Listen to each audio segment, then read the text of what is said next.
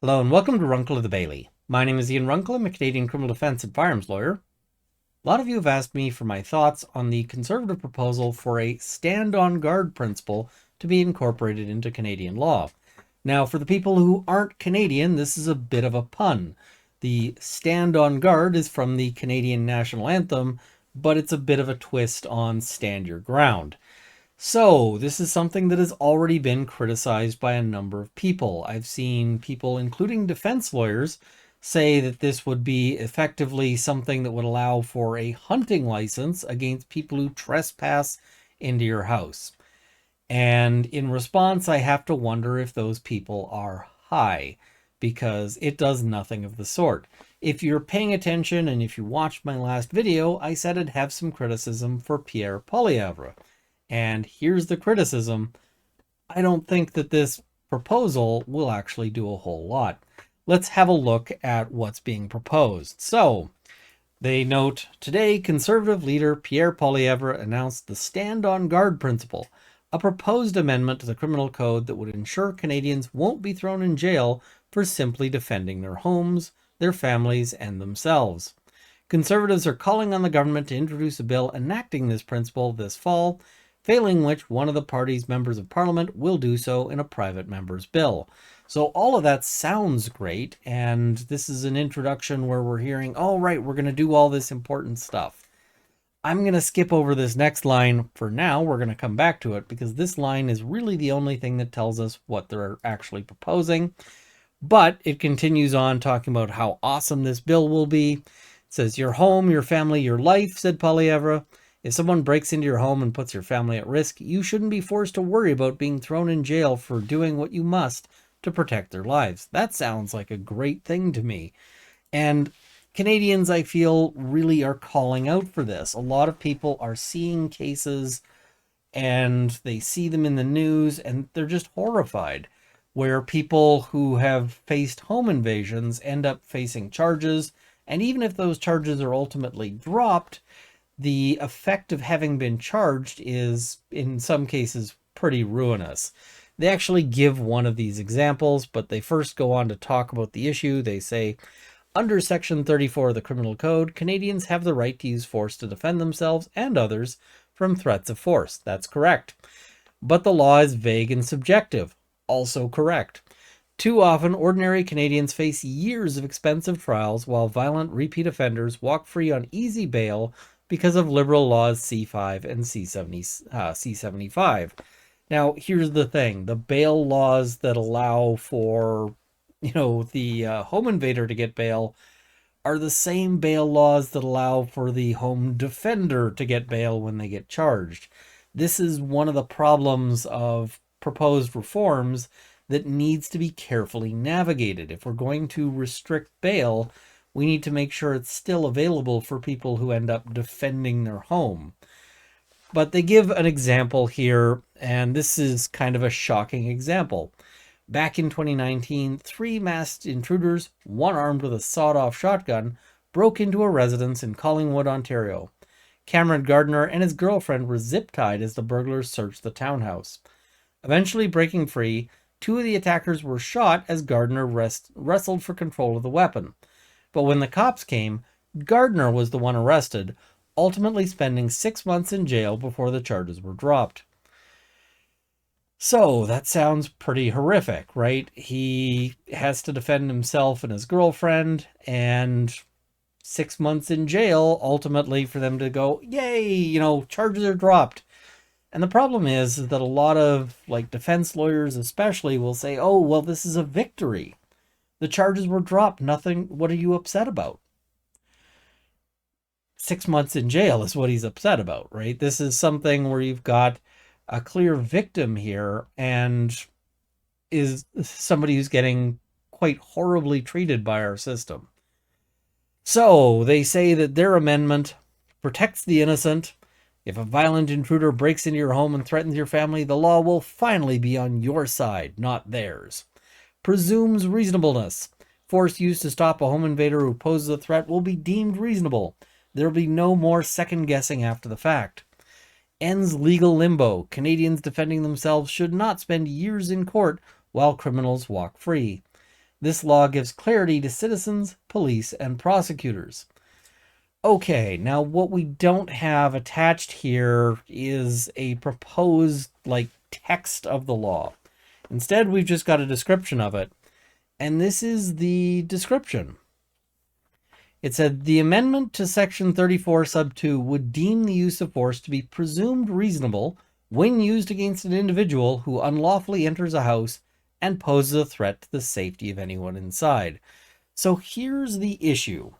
They say they would deem the use of force to be presumed reasonable. Now, most presumptions in Canadian law are things what we'd call a rebuttable presumption. And a rebuttable presumption means that it can be disproven. And here's the issue, is that there's already a rebuttable presumption that applies to say that your force is deemed reasonable when used against an individual who unlawfully enters a house and poses a threat to the safety of anyone inside. Let me sort of explain how this works. So, in Canadian law, for self-defense to be raised as a defense, there only needs to be what they call an air of reality to it. That means that basically it can't be crazy that you're arguing self-defense. So you can't, for instance, argue self-defense if you broke into the house of an 80-year-old grandmother and beat her to death and there's no indication that she was any threat to you or anything like that. There's no air of reality, so you don't get to argue that. But if somebody has broken into your house and poses a threat to your safety, then you're already at that air of reality for self-defense.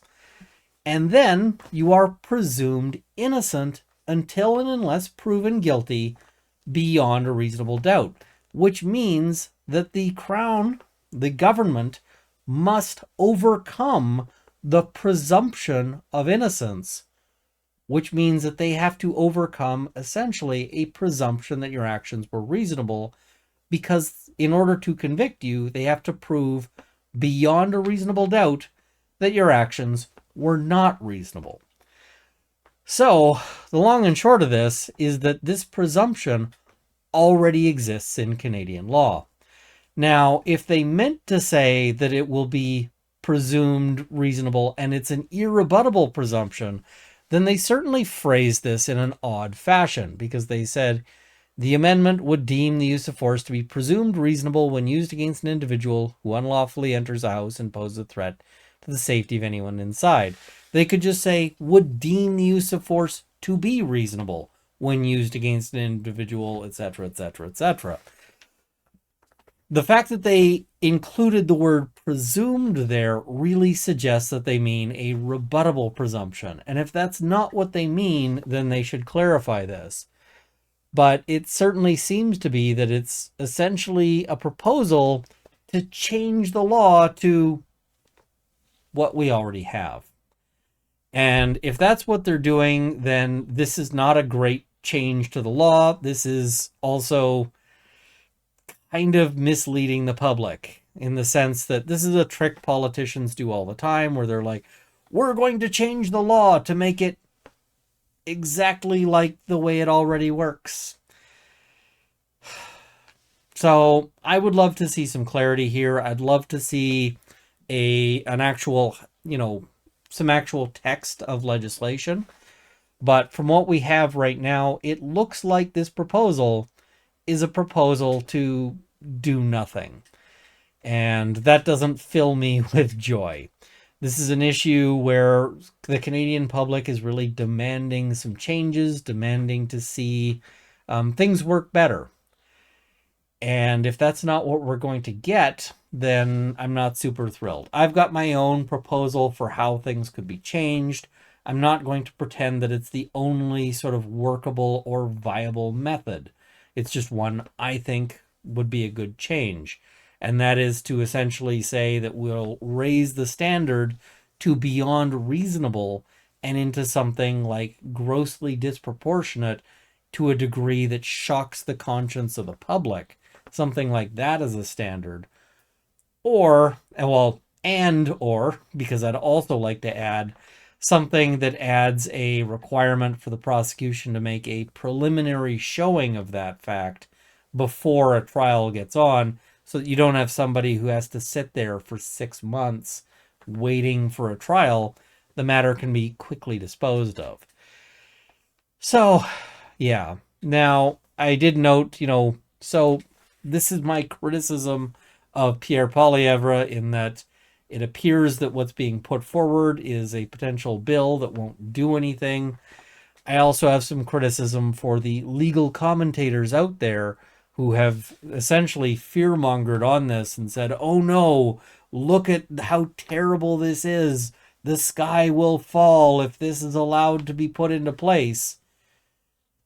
And I just kind of wonder, did you not read the same thing I read? Because if you're saying, oh, we're going to have American style, and it's always American style whenever they're fear mongering here, people are going to just be able to, shoot somebody who knocks on their door. They're going to be shooting kids who are trick or treating. They're going to be shooting the Uber drivers, all of these things.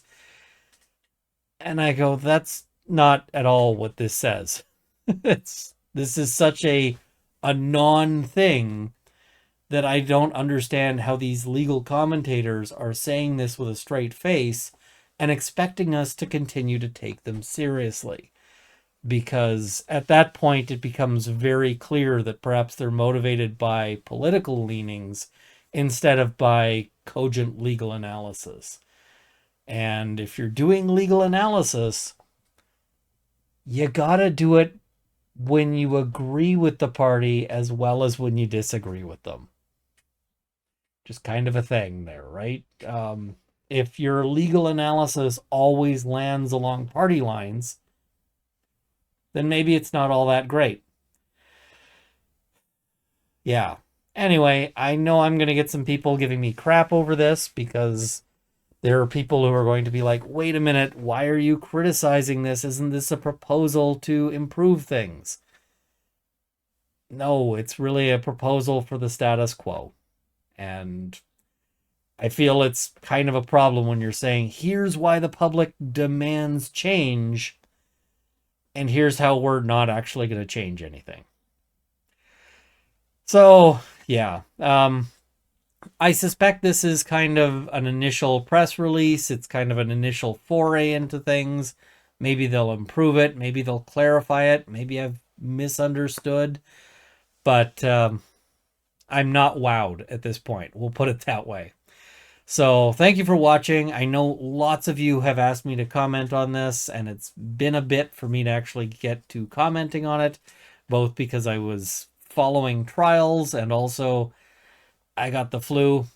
Kind of sucked, and I'm still catching up on things I've got to do. But yeah, I really felt this one needed some commentary because it's really underwhelming.